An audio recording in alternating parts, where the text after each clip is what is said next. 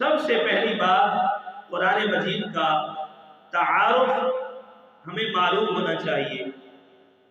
قرآن کریم اس رب عظیم کا بے مثل کلام ہے جو اکیلا معبود، تنہا خالق اور ساری کائنات کا حقیقی مالک ہے۔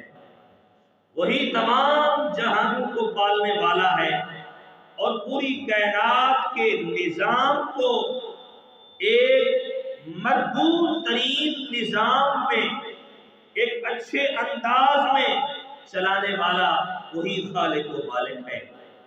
دنیا اور آخرت کی ہر بھلائی حقیقی طور پر اسی کے دست قدرت میں ہے، اور وہ جسے چاہتا ہے عطا کرتا ہے، جس سے فرمائے کہ جس چیز سے چاہے محروم کر دیتا ہے، وہ جسے چاہے عزت دیتا ہے اور جسے چاہے ذلت و رسوائی سے دوچار کر دیتا ہے، وہ جسے چاہے ہدایت دیتا اور جسے چاہے گمراہ کر دیتا ہے۔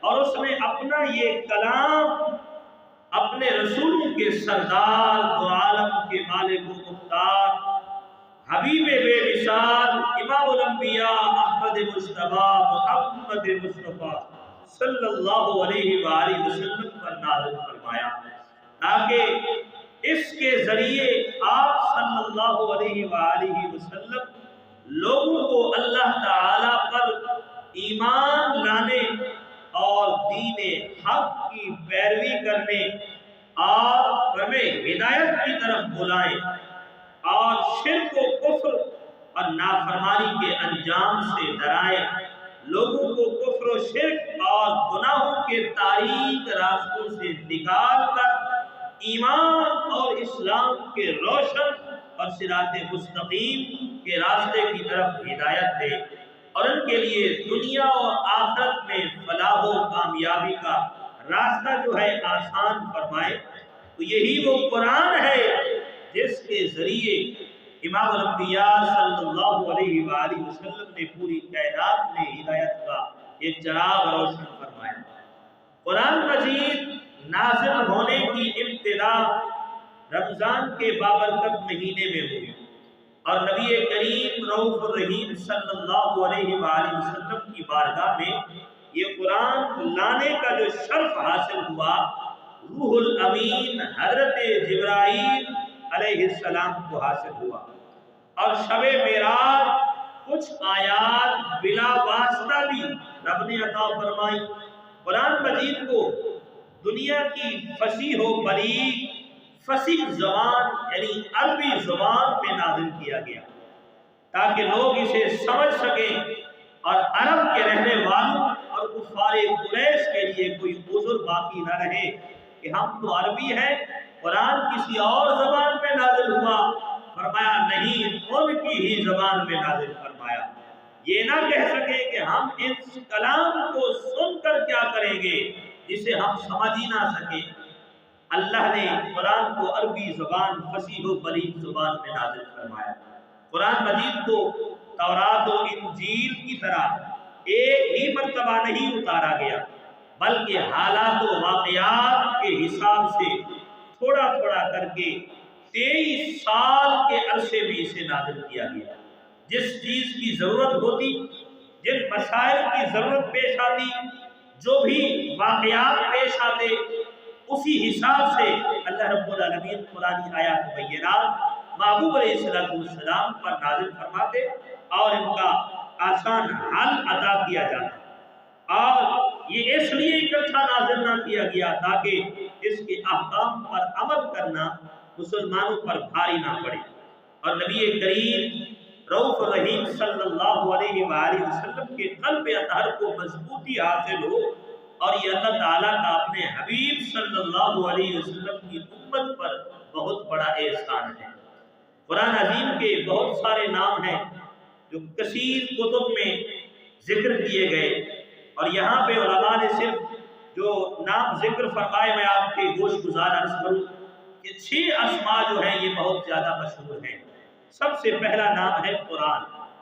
قرآن، اس کو ہم قرآن کہتے ہیں، اچھا صرف اسی نام پہ ہم تھوڑی سی گفتگو کر لیں کہ قرآن کو قرآن کیوں کہتے ہیں، قرآن کو قرآن کیوں کہتے ہیں، اور بھی اس کے بہت سارے نام تھے، اور نام سے زیادہ مشہور کیوں نہ ہوا، صرف قرآن کے لفظ سے جو قرآن مشہور ہوا، اس کی وجہ علامہ نعیمی، مفتی احمد یار خان نعیمی رحمۃ اللہ تعالی علیہ نے اپنی تفسیر نعیمی کے مقدمہ میں اس بات کی وضاحت فرمائی کہ لفظ قرآن جو ہے یہ 3 لفظوں سے بنا ہے، یا تو یہ قرآن سے بنا ہے، قاف 2 نقط والا قاف، را اور حمزہ اس کے اوپر 2 پیش، قرآن فرمایا کہ یا تو یہ قرآن جو ہے یہ قرآن سے بنا ہے۔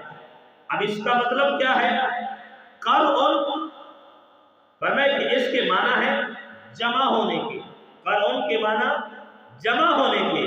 اب قرآن کو قرآن اس لیے کہتے ہیں کہ یہ بھی سارے اولین و آخرین کے علموں کا یہ مجموعہ ہے، اس کے اندر سب کچھ جمع کر دیا، اولین آخرین، جو پہلے آئے جو بعد میں آنے والے تمام علوم تھے جو اللہ نے اس قرآن کے اندر جمع کر دیے، اس لیے قرآن، اس کتاب کو قرآن کہا گیا۔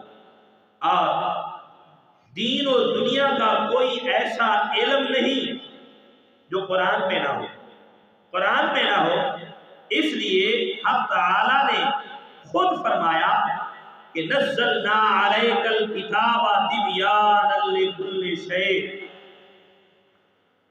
یہ سورتوں اور آیتوں کا مجموعہ ہے، یہ قرآن جو ہے یہ سورتوں اور آیتوں کا مجموعہ ہے، یہ تمام بکھرے ہوئے کو جمع کرنے والا ہے۔ اچھا یہاں پہ ایک بطور مثال میں عرض کروں، ہمارے ملک میں کتنی زبانیں بولی جاتی ہیں، کتنی قومیں آباد ہیں، ہندی ہے، سندھی ہے، عربی ہے، عجمی ہے، پنجابی ہے، سرائکی، کتنے قسم کے لوگ ہیں، اور ان کے لباس الگ، ان کا طعام، زبان کا طریقہ الگ، زندگی کے رہن سہن کے طریقے الگ، سب الگ الگ ہیں۔ فرمایا کوئی صورت ایسی نہ تھی کہ ان کو جمع کر دیا جائے، فرمایا کہ ان سب بکھرے ہوئے کو قرآن نے جمع کر کے بتایا، فرمایا سماکم المسلمین، فرمایا تم سب مسلمان، تم سب مسلمان ہو۔ تو یہ قرآن نے فرمایا اپنی جگہ تم سارے الگ الگ ہو، لیکن جب بات آئے دین کی، جب بات آئے اسلام کی، جب بات آئے شریعت محمدیہ کی، فرمایا پھر تم میں کوئی سندھی، پنجابی، بلوچی، سرائکی نہیں، بلکہ تم سارے کے سارے مسلمان ہو۔ یہ بات کس نے بتائی؟ ہمیں قرآن نے بتائی۔ تو ان سب کو جمع کیا، اس لیے اسے قرآن کہا گیا۔ اور اسی طرح علماء نے مثال دی، شہد ہے، فرمایا کہ شہد، اب یہ بہت سارے پھولوں کے رسم کا مجموعہ ہے، کوئی پھول کڑوا ہے، کوئی میٹھا ہے، کسی کا رس پھیکا ہے، فرمایا کوئی تھوڑا سا، فرمایا کہ بو ہے جس کے اندر، کسی کے اندر خوشبو ہے، سارے پھولوں کے رس جمع کیے، فرمایا ان کو ایک نام دیا، فرمایا شہد کا۔ اس لیے قرآن نے کہا تم سارے الگ الگ اپنی جگہ ہو، پر جب تم اکٹھے ہوتے ہو، فرمایا اکٹھے ہونے کا نام جو تمہارا ہے وہ مسلمان، وہ مسلمان ہے۔ اسی طرح زندہ اور مردوں میں بظاہر کوئی رابطہ تعلق نہیں ہے، تو گویا فرمایا کہ اس کتاب نے اللہ کے بندوں کو جمع فرما دیا، اور فرمایا اس قرآن عظیم نے ان کو بھی خوب جمع فرمایا، جو مر گئے، جو زندہ ہے۔ اب ان کا کوئی تعلق تو نہیں رہا تھا، لیکن قرآن نے بتایا نہیں، تمہارا تعلق ابھی بھی ہے، فرمایا وہ مر گئے قبروں میں ہیں، اور تم زندہ ہو، تم دعا مانگو گے انہیں فائدہ پہنچے گا، انہیں فائدہ پہنچے گا، مجھے تلاوت کر کر کے تم ان کو ایصال کرو گے، یہ ثواب پہنچتا رہے گا۔ یہ بات قرآن نے بتائی، اے انسان جو مر گئے اور جو زندہ ہے، تمہارا تعلق ٹوٹا نہیں ہے، اس قرآن کے ذریعے تمہارا تعلق ताल्लुक अब भी बाकी है, अब भी बाकी है। इसी कुरान की बरकत से मरने वाले को मरने के बाद भी फैज मिलता रहता है। तो और इसलिए फरमाया पहला लफ्ज तो ये है कि ये कुरान लफ्ज़ क़ुरआन से बना है, और दूसरा फरमाए कि अगर ये फरमाए कि दूसरा लफ्ज जो है वो है क़िराअतुन, क़िराअतुन फरमाए कुरान का लफ्ज जो बना है ये क़िराअतुन से, इसके माना है पढ़ी हुई चीज, पढ़ी हुई चीज। तो अब इसको कुरान इसलिए कहते हैं कि अंबियाए कराम को जो किताबें तौरात, ज़बूर, इंजील, सहाइफ अंबिया जितने नाजिल हुए फरमाए सब के सब जो नाजिल हुए वो पढ़े हुए नहीं बल्कि एक मरतबा रब ने अता फरमा दिए। किसी को सहीफे की सूरत में, किसी को तख्तियों की सूरत में, पूरी की पूरी किताब एक मरतबा अल्लाह ने अता फरमा दी, फरमाया पढ़ो आप। लेकिन जब बारी आई कुरान की तो अल्लाह ने फरमाया नहीं, उधर से जिब्राइल को कहा जिब्राइल लौहे महफूज से ये आयत पढ़ो, ये आयत पढ़ो। अल्लाह ने फरमाया बताई ये आयत, वहां पे भी पढ़ी और जिब्राइल लेकर आए हुजूर की बारगाह में, और फिर कुरान को पढ़ा हुजूर की बारगाह में, मेरे करीब ने सुना, फिर करीम आका ने कुरान पढ़ा, सहाबा ने सुना। अरे खुश नसीब उम्मतियों, ये कुरान तुम्हें मिला है रसूलुल्लाह की जुबान से मिला है, पढ़ा हुआ मिला है। इसलिए फरमाया ये कुरान को कुरान इसलिए कहा कि ये पढ़ी हुई किताब, पढ़ी हुई किताब है। और इस तरह फरमाया कुरान करीम पढ़ा गया और पढ़ा जाता रहा, जाता रहेगा क़यामत तक। जितना कुरान पढ़ा गया उतना कोई किताब ना पढ़ी गई, कोई किताब ना पढ़ी गई। जब मूसा अलैहिस्सलाम को तौरात दी गई तो अर्ज की इलाहुल आलमीन, तूने इतनी बड़ी किताब दी है, इसे कौन पढ़ेगा, इसे कौन पढ़ेगा? अल्लाह ने फरमाया मेरे करीब इससे भी बड़ी किताब होगी कुरान, जो अपने महबूब को अता करूंगा, अपने महबूब को अता करूंगा। और मैंने उस किताब की शान ये होगी, 10 साल का बच्चा होगा सीने में महफूज कर लेगा। कायनात में इतनी सबसे ज्यादा पढ़ी जाने वाली किताब आज तक कोई नहीं आई, फरमाए जो कुरान से ज्यादा पढ़ी गई हो। जितनी भी किताबें हैं, चाहे दुनियावी किताबें, दीनी किताबें हैं, एक दफा पढ़ लो, दूसरी दफा, तीसरी दफा पढ़ने लगो, दिल उगता जाता है, वही बातें हैं पढ़ी हुई, वही किस्से हैं, वही कहानियां हैं। लेकिन कभी कुरान को पढ़ते हुए किसी ने ये नहीं कहा यार ये तो वही है ना जो कल पढ़ा था। नहीं, आठ मरतबा पढ़ने से इसका ज़ौक़ और बढ़ता है, फरमाए जज्बा और होता है, शौक़ और बढ़ता है।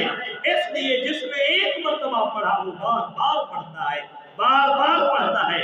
हज़रत सदरुल अफाज़िल नईमुद्दीन मुरादाबादी रहमतुल्लाह अलैह आप फरमाते कि एक मरतबा आपके पास एक हिंदू यहूदी आया, फरमाए कि रामचंद्र आर्य उसका नाम था। कहने लगे कि मुझे तो आपके कुरान के 15 पारे याद हैं, 15 पारे याद हैं, और हमारी जो किताब है वेद, फरमाए क्या आपको याद है, आपको याद है? तो मुरादाबादी रहमतुल्लाह अलैह आपने बड़ा खूबसूरत जुमला इरशाद फरमाया, फरमाए ये तो हमारे कुरान का कमाल है कि अपने तो अपने परायों को भी याद हो जाता है। फरमाए ये तुम्हारी किताब की कमजोरी है, जो अपनों को याद न हो सकी वो गैरों को कैसे याद होगी। ये हमारे कुरान की शान है। और आपने बात बताई, फरमाया तुम तो कहते हो ना कि हमारी किताब को आए हुए करोड़ों साल हो गए, और करोड़ों साल हो गए उसे तो अपने भी याद न कर सके और दूसरों को क्या याद होगी। अरे हमारी किताब को आए हुए करोड़ों हजारों साल नहीं हुए, कई सैकड़े, फरमाए 1400 साल पहले की बात है। फरमाए ये किताब नाज़िल हुई, दुनिया में करोड़ों नहीं अरबों की तादाद में लोग हैं जो कुरान को सीने में महफूज किए हुए। और ये कुरान का एजाज है, कोई बस्ती, कोई शहर, कोई मोहल्ला ऐसा नहीं जहां कुरान के हाफिज मौजूद न हो। मैंने अपनी फरमाए की जिंदगी में ऐसे इलाके भी देखे, ऐसी बस्तियां भी देखी जहां सिर्फ एक दो नहीं सैकड़ों की तादाद में हुफ़ाज़ मौजूद होते, एक एक घर में 10-10 बंदे हैं, सबके सब कुरान के हाफिज। अरे ये कुरान का एजाज है, जो इससे मोहब्बत रखता है वो इसके दिल में जगह बना लेता है। جگہ بنا لیتا ہے۔ تو نعیمی صاحب رحمۃ اللہ تعالی علیہ فرمانے لگے یہ قرآن قراءتن سے بنا ہے، قراءتن سے، اور اس کا مطلب یہ ہے کہ بار بار پڑھی جانے والی کتاب، بار بار پڑھی جانے والی کتاب۔ اور اس کا ایک تیسرا معنی بھی بیان فرمایا۔ تیسرا معنی یہ ہے کہ یہ قرآن جو ہے یہ قرن سے بنا ہے۔ تو اس کے معنی کیا ہے؟ فرمایا قرن کے معنی ہے ملنا، ساتھ رہنا۔ تو اب فرمایا قرآن کو، اس کو قرآن اس لیے کہتے ہیں کہ حق اور ہدایت جو ہے یہ اس قرآن کے ساتھ ہے، اس قرآن کے ساتھ ہے، اور جو بندہ اس قرآن کو پڑھتا ہے یہ قرآن اسی کے ساتھ ہے۔ فرمایا چاہے بندہ رات کو سو رہا ہو قرآن ساتھ ہے۔ اس لیے میرے نبی علیہ السلام نے فرمایا رات کو سوتے ہوئے جس نے سورہ ملک پڑھ لی، فرمایا رب دو فرشتے بھیجتا ہے، جاؤ اس نے میرے قرآن کی تلاوت کر کے سویا ہے یہ، فرمایا تم جاؤ اس کے گھر کی حفاظت کرو۔ ارے یہ قرآن کی برکت ہے، تم قرآن پڑھو تو صحیح نا۔ فرمایا قرآن کو پڑھو، فرمایا ذرا محبت جتنی بڑھتی جائے گی رب کا کرم اتنا بڑھتا جائے گا۔ اور فرمایا کہ قرآن ایسی کتاب ہے اللہ نے اس میں عقائد، اعمال میں اخلاق و سیاسیات، عبادات، معاملات تمام ایک ساتھ جمع کیے۔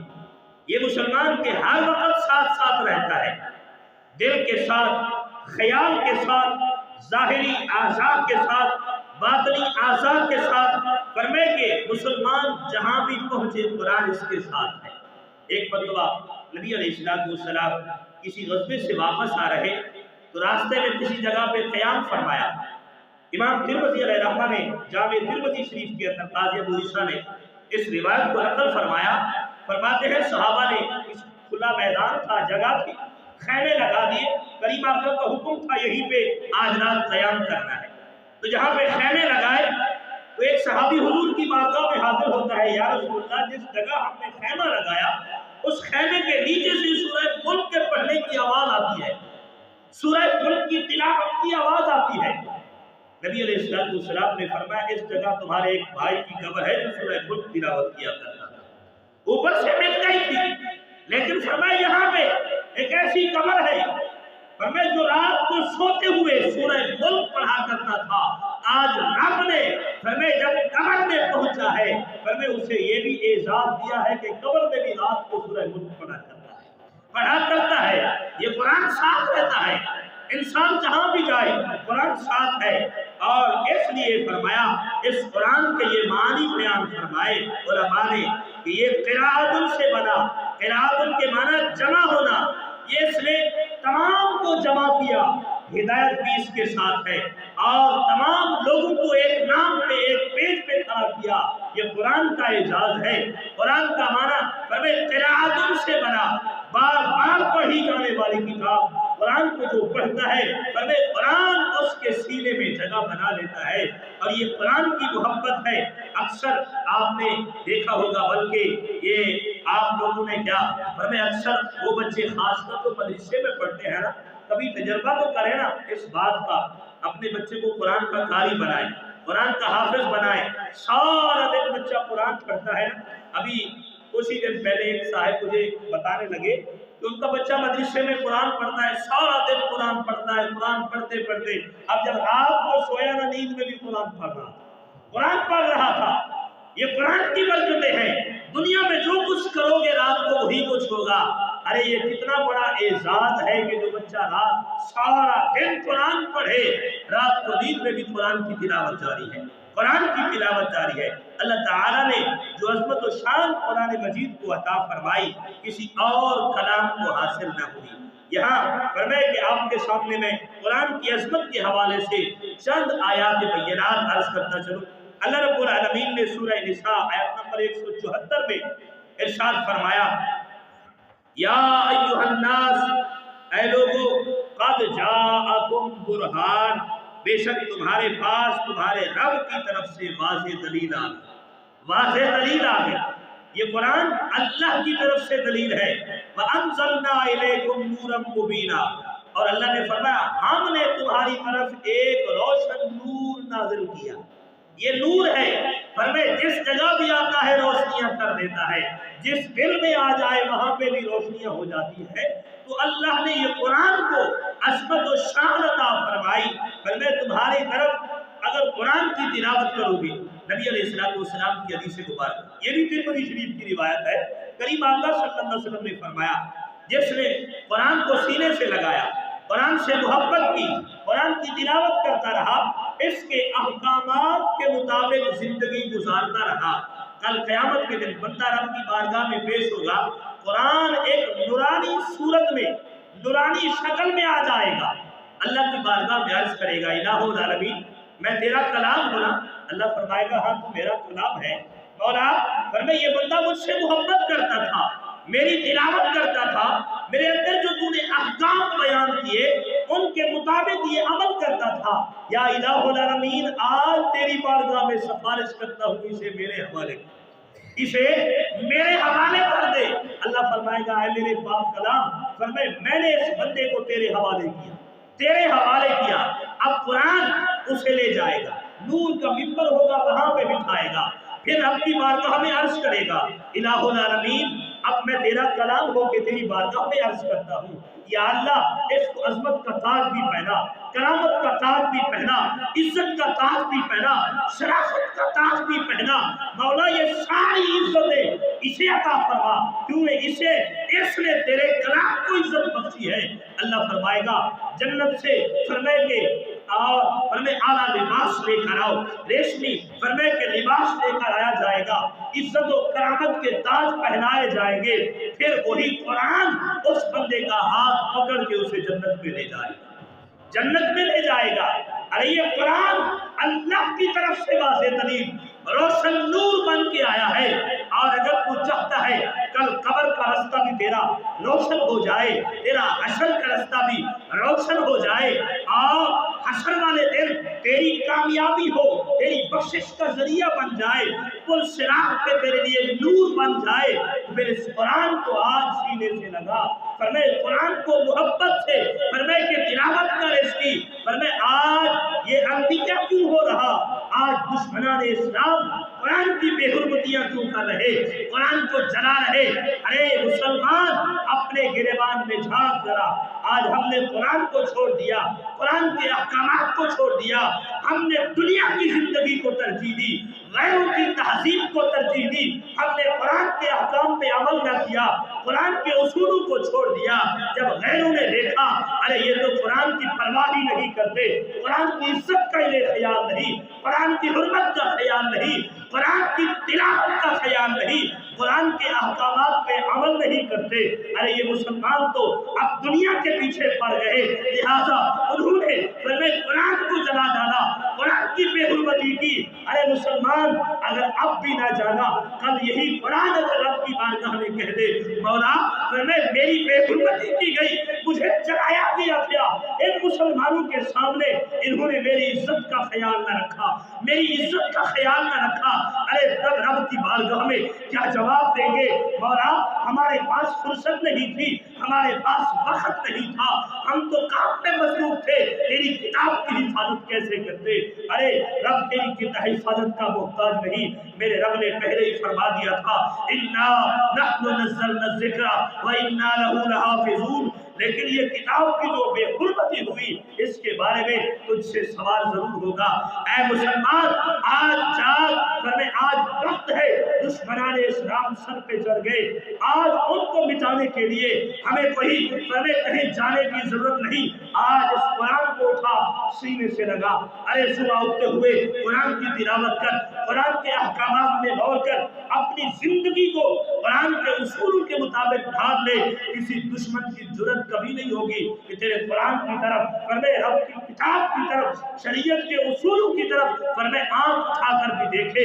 آج تو نے قرآن کے اصولوں کو پیچھے چھوڑ دیا، شریعت کے حکام کو پیچھے چھوڑ دیا، آج فرمائے مسلمان کہتا ہوا نظر آتا ہے ارے اسلام کے حکام تو بڑے مشکل ہیں، ارے مشکل تو نے خود بنائے ہیں، کبھی تو نے فرمائے کلمہ اس بات کا پڑھا ہوا ہے اس لیے کہ کہ رسول اللہ کا کلمہ پڑھ کے قرآن کی بے حرمتی ہوتی رہے، اور آج کے حکمران پہ غرق سوئے ہوئے فرمائے کہاں ہے جو ریاست مدینہ کا دعویٰ کرنے والے، کہاں ہے وہ لوگ فرمائے جو ختم نبوت کا دعویٰ کر رہے تھے، فرمائے کہ اور آج فرمائے وہ سب کو سب اپنی کرسی کی پڑی ہوئی ہے، اپنی حکمرانی کی پڑی ہوئی، اسلام کا خیال نہیں نہ قرآن کا خیال ہے۔ اور اگر قرآن کی عزت نہ رہی، یہ آج بات لکھ لو، اگر قرآن کی عزت کا خیال نہ کیا تو کل قیامت کے دن اتنا ذلیل و رسوا ہو جاؤ گے، فرمائے رب تمہیں دنیا میں ذلیل و رسوا کرے گا اور دنیا دیکھے گی۔ اور آج وہ منظر فرمائے کہ اپنی آنکھوں سے دیکھ رہے،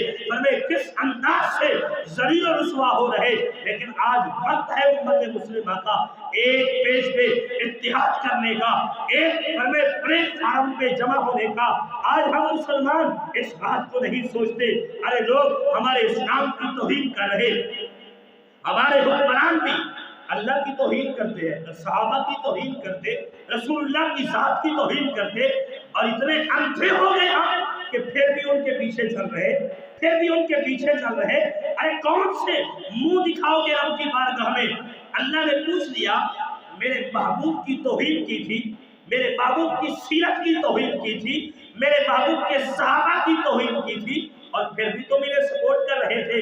یہاں پہ ایک بات اور بھی عرض کرتا چلوں، رسول اللہ صلی اللہ علیہ وآلہ وسلم کی حدیث مبارکہ اپنے سینے پہ رکھ لیں۔ میرے کریم آقا نے فرمایا جو جس سے محبت کرے گا، جس سے محبت کرے گا، کل قیامت کے دن میں اس کو اسی کے ساتھ کھڑا کروں گا، اسی کے ساتھ کھڑا کروں گا۔ اور جو صحابہ کا دشمن ہے، جو رسول اللہ کا دشمن ہے، جو قرآن کا دشمن ہے، حتیٰ کہ جس نے رب کے بارے بھی اللہ سرائی کر دی اور پھر بھی ہم اسی کے پیچھے چلے، ہمیں خود سوچے تمہارے ایمان کا کیا بنے گا۔ اللہ نے ہمیں ایسی کتاب عطا فرمائی جو واضح دلیل روشن کتاب ہے، پھر بھی ہمیں کسی اور کی کیا ضرورت ہے؟ اللہ کے علاوہ اور کوئی اس کلام کو اپنی طرف سے نہیں بنا سکتا، یہ کلام میرے رب کا ہے۔ اللہ نے قرآن کے اندر سورہ یونس کی آیت نمبر 37 میں فرمایا وَمَا كَانَ هَذَا الْقُرْآنُ أَن يُفْتَرَىٰ مِن دُونِ اللَّهِ وَلَٰكِن تَصْدِيقَ الَّذِي بَيْنَ يَدَيْهِ وَتَفْصِيلَ الْكِتَابِ لَا رَيْبَ فِيهِ مِن رَبِّ الْعَالَمِينَ۔ فرمایا اس قرآن کی یہ شان نہیں کہ اللہ کے نازل کیے بغیر کوئی اسے بنا ڈالے اپنی طرف سے، فرمایا یہ نہیں ہو سکتا، یہ اپنے سے پہلی کتابوں کی تصدیق کرتی ہے، اور فرمایا اس کے اندر ہر چیز اللہ نے تفسیر کے ساتھ بیان فرما دی۔ لا ریب فیہ من رب العالمین، فرمایا یہ ایسی کتاب ہے جو رب کی طرف سے نازل ہوئی، اس میں کسی شک کی گنجائش بھی نہیں ہے۔ اور اس کتاب نے تو تمہارے زندگی کے ہر معاملے کا فرمایا حل بیان فرما دیا، اور پھر انسان مسلمان ہو کے اپنی زندگی کا حل، اپنی زندگی کی مشکل کسی اور سے جا کے تلاش کرتا رہے۔ فرمایا تمہارے پاس تو کتاب قرآن، فرمایا کہ برہان رشید موجود ہے، تمہیں کسی کے پاس جانے کی ضرورت نہیں۔ میں اکثر یہ جملہ بھی کہا کرتا ہوں میرے بھائیوں بزرگوں، نوجوانوں، جب بھی کبھی کوئی مشکل آتی ہے ہم دوڑتے ہیں 2 نمبر پیروں کے پاس، یہ ہمیں تویز دے ہمارے اوپر یہ مشکل آ پڑی ہے۔ کیا رسول اللہ نے ہمیں یہی سکھایا تھا کہ جب کبھی مشکل آئے، کیا ہم نے کبھی قرآن سے پوچھا ہے اے قرآن جب کبھی میرے پر مشکل آ جائے، مصیبت آ جائے، میں کیا کروں؟ کیا ہم نے رسول اللہ کی حدیث کو سامنے رکھ کر رسول اللہ کی سنت سے یہ بات پوچھی ہے کہ یا رسول اللہ ہماری مشکل کا حل کیا ہے؟ میرے کریم آقا صلی اللہ علیہ وسلم نے فرمایا اے ایمان والو جب کبھی مشکل آ جائے استعینوا بالصبر والصلاۃ، اللہ کا قرآن پڑھو۔ رب کیا کہتا ہے؟ مدد مانگو نماز سے اور صبر سے۔ اللہ نے تو کہا تو مدد مانگو نماز سے، معلوم یہ ہوا رسول اللہ صلی اللہ علیہ وسلم نے بھی یہی بات اپنے اہل بیت کو سکھائی۔ فرمایا جب کبھی مشکل آ جائے، پریشانی آ جائے، تم نے وضو کرنا ہے، وضو کرنے کے بعد رب کی بارگاہ میں پیشانی جھکا دے، جھکا دینی ہے۔ ہمیں پیشانی جھکانا تمہارا کام ہے، تمہاری مشکل کو میرا مالک حل فرما دے گا، حل فرما دے گا۔ یہ کہاں پہ ہم نے کہا کہ اگر فرمایا تمہاری پریشانی کا حل قرآن میں نہیں ہے، اور ہم نے قرآن کو چھوڑ دیا، چھوڑا بھی ایسا کہ آج قرآن گھروں میں رکھے ہوئے اور بس رکھے ہوئے ہیں، اور یہ بات نہیں، کسی کو یہ توفیق نہیں اور یہ فرصت نہیں ہے کہ قرآن کو اٹھا کے تلاوت بھی کر سکے۔ قرآن کی تلاوت کریں، اور جب ہماری یہ کیفیت ہوگی پھر کیا ہوگا؟ دشمن تو ایسا کریں گے نا، ان کی تو اوقات ہی یہی ہے، ان کی تو ہمت ہی یہی ہے، اور کیا کریں گے وہ؟ جب مسلمان نے خود قرآن کو چھوڑ دیا تو پھر دشمن کیا کرے گا؟ ارے قرآن میں ہمارے لیے راہ ہدایت ہے، اور قرآن نے ہمیں یہ بتایا، الحمدللہ الذی انزل علی عبدہ الکتاب ولم یجعل لہ عوجا۔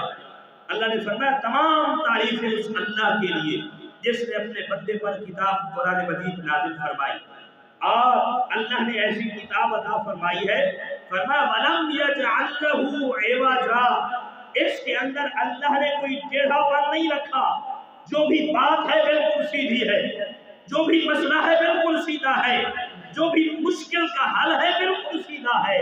ہمیں تم کبھی قرآن سے باتیں تو کرو نا، وہ مثال آپ کو یاد ہوگی، اکثر سنایا کرتا ہوں، اس لیے بار بار سناتا ہوں تاکہ آپ قرآن کو سینے سے لگائیں۔ مولا علی فرمائے شیر خدا کرم اللہ تعالیٰ وجہ کریم ایک مرتبہ کہیں سفر پہ جا رہے تھے، تو جب گھر سے تیاری کی اپنے غلام سے کہا میری اونٹنی تیار کرو، اس کا کجاوا کس دو اور اس کی نکیل لے آؤ۔ جب سب کچھ تیار کیا، نکیل نہیں مل رہی تھی، بڑی تلاش کی، غلام نے نکیل نہ ملی، آ کے عرض کی حضرت اونٹنی کی نکیل نہیں مل رہی، بڑا تلاش کیا میں۔ آپ نے فرمایا نہیں مل رہی؟ کہا نہیں۔ فرمایا قرآن لے آؤ، ہم قرآن سے پوچھتے ہیں، قرآن سے پوچھتے ہیں ہماری نکیل کہاں ہے۔ آج کوئی چیز گم ہو جائے، ہم کہتے ہیں پہلے سب سے پہلا کام جاؤ مسجد میں اعلان کرو۔ آپ کو پتا ہے گم شدہ چیز کا اعلان مسجد میں رسول اللہ کے دور میں ایک مرتبہ آیا تھا بندہ، میرے کریم آقا نے کیا فرمایا تھا؟ فرمایا جو کوئی بھی اپنی گم شدہ چیز کو تلاش کرنے کے لیے مسجد میں آئے، اسے کہو اللہ کرے تیری چیز نہ ملے، تیری چیز نہ ملے، مسجد اس لیے نہیں۔ اور ہم تو یہی کام سب سے پہلے کرتے ہیں جس سے ہمیں رسول اللہ نے منع کیا، اور پھر ہم کہتے ہیں کہ جی ہم تو فرمائے نمازی ہیں، ہمارا حق ہے مسجد پر، اعلان کیوں نہیں کرتے؟ مولانا آپ کا تو ذمہ داری ہے۔ یہی باتیں کر کے بس سنا دیا، یہ نہیں سوچا کہ ہم رسول اللہ کی حدیث کے خلاف بھی جا رہے، ہم دین کے خلاف بھی جا رہے، اس بات کی پرواہ نہیں۔ آپ صاحب آپ کو تنخواہ ملتی ہے، علاج کیوں نہیں کرتے؟ بات کہ امام مولا علی کرم اللہ تعالیٰ وجہ کریم نے فرمایا میرے غلام جاؤ قرآن لے آؤ، ہم قرآن سے پوچھتے ہیں ہماری نکیل کہاں ہے۔ اب نکیل قرآن نے بتانی ہے کہاں رکھی ہے۔ غلام قرآن لے کر آیا، حضرت علی کرم اللہ تعالیٰ وجہ کریم نے قرآن ایسے کھولا، قرآن رکھا 18واں پارہ سورہ نور سامنے کھلی، یہ تو قدرتی تھا جو کھل گیا سامنے، آیت سامنے آئی المشکات فی زجاجہ، فرمائے المشکات کہتے ہیں چراغ کو، زجاجہ پرانے دور میں جب مکان کچے ہوا کرتے تھے نا تو ایک جگہ بناتے تھے چراغ رکھنے کے، دیوار میں ایک سوراخ ہوتا تھا، وہاں پہ چراغ رکھا جاتا، تو زجاجہ اس جگہ کو کہتے ہیں۔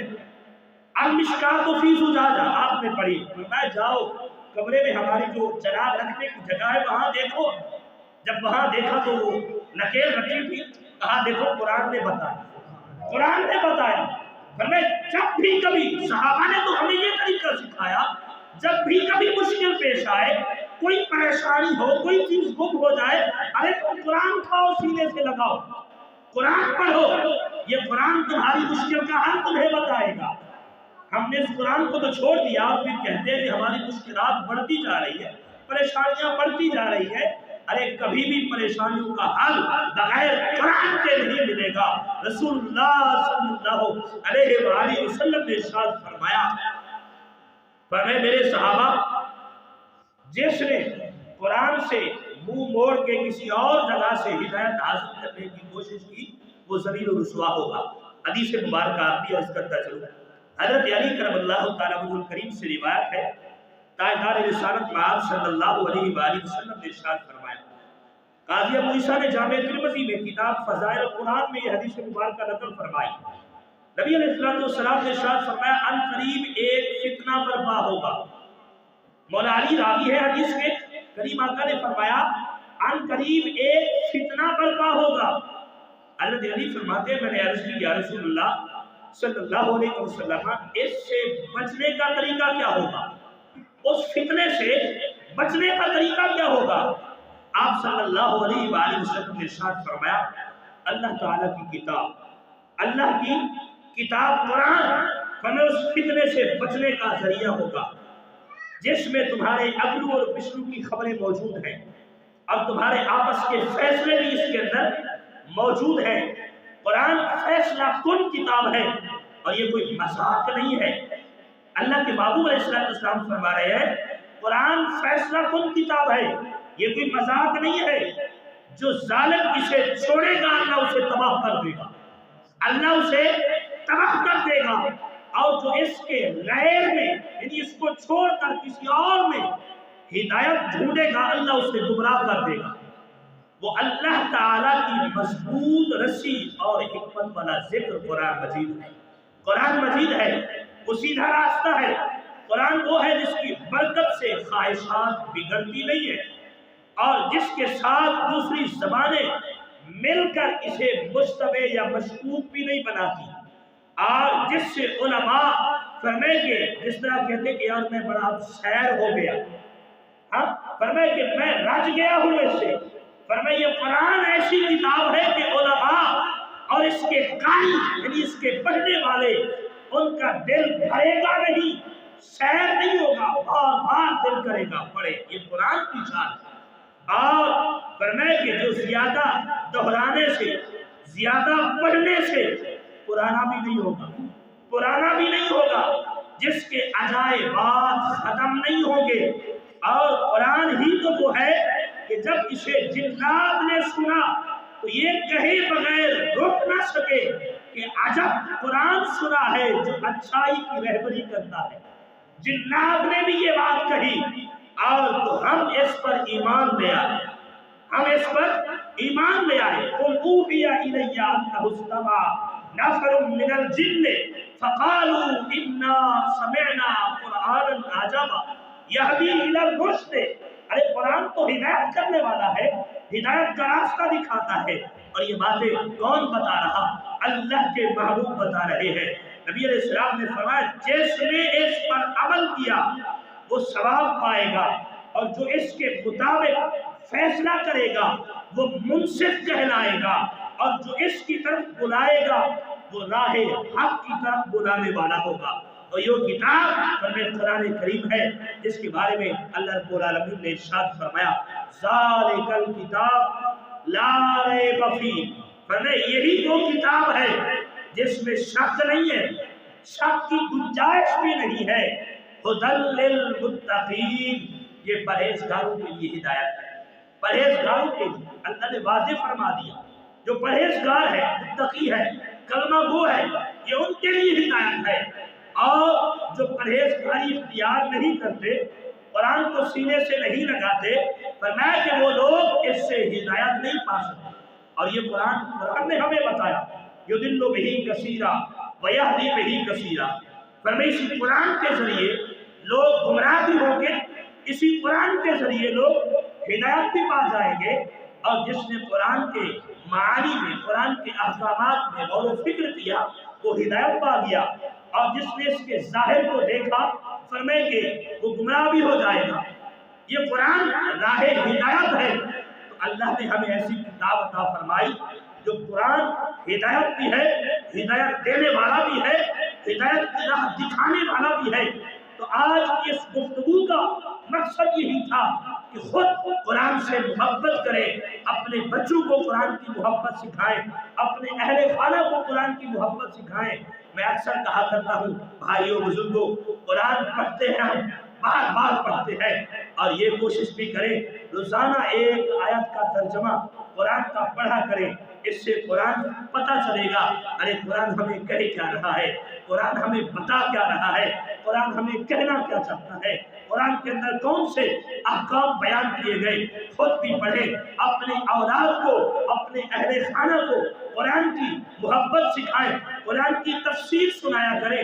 یہ ضروری نہیں کہ آپ فرمائے کہ موبائل سے ویڈیو چلا دیں کہ سنو قرآن، نہیں، بلکہ آپ قرآن کی تفسیر لیں، ایک جلد لے کر اپنے گھر میں رکھیں، خود پڑھیں، اپنے بچوں کو ترغیب دیں، بیٹا روزانہ ایک آیت پڑھا کرو، ایک آیت پڑھا کرو، اس سے قرآن کی محبت بھی ہوگی، قرآن کے احکامات سے واقفیت بھی ہوگی، اور یہی وہ وجہ ہے جس کو ہم نے چھوڑا تو آج دشمنان اسلام کرنے کے قرآن کی حرمتی کا رہے، بے حرمتیاں کا رہے، اور قرآن کو جلایا جا رہا، یہ ہم مسلمان کے لیے بہت بڑا المیہ ہے۔ اور آخر میں صرف یہی بات آج ہم کرنے اس بات کا تہیہ کرتے ہیں، تمام یہ مسجد کے اجتماع کے اندر آپ لوگ اس بات کی گواہی دیں گے، مولا ہم نے اس پر بات بھی کی، اور آج سے ہم یہ تہیہ کرتے ہیں قرآن سے محبت بھی کریں گے، قرآن پڑھیں گے بھی، اور اس کی محبت اپنے بچوں کو، اپنے رشتہ دار دوستوں کو، اپنے اہل و عیال کو بھی سکھائیں گے۔ اور یہ تہیہ ہم نے صرف اس لیے کرنا ہے کہ قرآن، اس پر ہمارا ایمان ہے، اس کے بغیر ہمارا ایمان نامکمل ہے۔ اگر کوئی بندہ تورات، زبور، انجیل، باقی صحائف انبیاء پر ایمان رکھتا ہے، اگر قرآن پر ایمان نہیں، اسے مسلمان نہیں کہا جائے گا، مسلمان نہیں کہا جائے گا۔ آپ اس پر ایمان ضروری ہے، کیونکہ یہی تو ہماری ہدایت کا سرچشمہ ہے۔ آپ تمام احباب ایک مرتبہ دونوں ہاتھ اٹھا کے اس بات کی گواہی دیں کہ مولا ہم قرآن سے محبت بھی کریں گے، اس کے راستے میں بتائے ہوئے احکامات میں بھی چلیں گے، مولا ہم اس سے محبت کریں گے، قرآن کی عزت اور اس کی حرمت کی خاطر اپنا سب کچھ قربان کریں گے، پر قرآن کی حرمت پہ ہم آج نہیں آنے دیں گے۔ یہ ہاتھ اٹھائے ہوئے آپ کی گواہی ہوگی، کل قیامت کے دن یہی ہاتھ رب کی بارگاہ میں گواہی دیں گے، مولا ہم نے تیرے قرآن کی عزت کے لیے یہ تہیہ کیا تھا کہ ہم اس کی حفاظت کریں گے۔ دونوں ہاتھ بلند کر کے صرف ایک مرتبہ فرمائے قرآن کی عزت کے لیے، قرآن کی حرمت کے لیے یہ فرمائے آپ اپنے دل میں تہیہ کریں کہ آج سے ہم قرآن کی تلاوت روزانہ بلا ناغہ کریں گے، قرآن خود بھی پڑھیں گے، اپنے بچوں کو بھی پڑھائیں گے۔